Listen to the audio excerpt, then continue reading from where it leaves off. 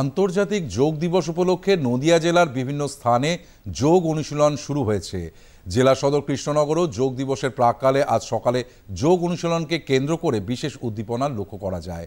এদিন মহিলাদের মধ্যে যোগ চর্চায় উৎসাহ দেখা গেল ঘূর্ণিতে। জোর কদমে প্রস্তুতি চলছে ওই শিবিরে। সেখানে বহু মানুষ প্রাণায়াম, কপালভাতি সহ নানান রকম ব্যায়ামে অংশ নেন। এদের মধ্যে অনেকেই রোগ নিরাময়ের জন্য এই শিবিরে যোগাভ্যাসে যোগ দেন বলে জানিয়েছেন। 5 6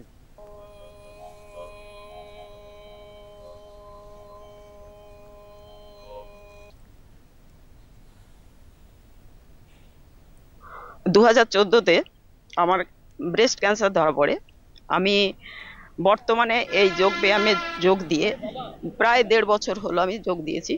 আমার ট্রিটমেন্টের পরে যে অসুবিধাগুলো ছিল শারীরিক, যেমন শিরা, উপশিরা, নার্ভ, তারপরে সুগার, কোলেস্টেরল, থাইরয়েড, এই যোগ ওষুধ খেয়েও কমেনি ইনস্ট্যান্ট। কিন্তু দাদার কাছে এসে আমি যোগব্যায়াম করে আমি এই প্রত্যেকটা জিনিসের থেকে মুক্ত হয়েছি। সেই জন্য আমি বলি সবাইকে, আমি আপামর জনসাধারণকে বলতে চাই যে এই যোগব্যায়ামটা সবারই করা উচিত। আর সামনে 21শে জুন বিশ্ব যোগ দিবস। এই যোগ দিবসে ভালোভাবে পালন করার জন্য আমরা রীতিমতো প্র্যাকটিস করছি।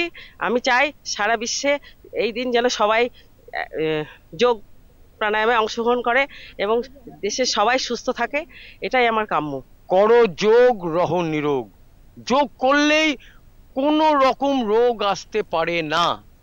আপনাদের প্রত্যেকের কাছে অনুরোধ, 21 তারিখে অবশ্যই যোগ শিবিরে আসবেন।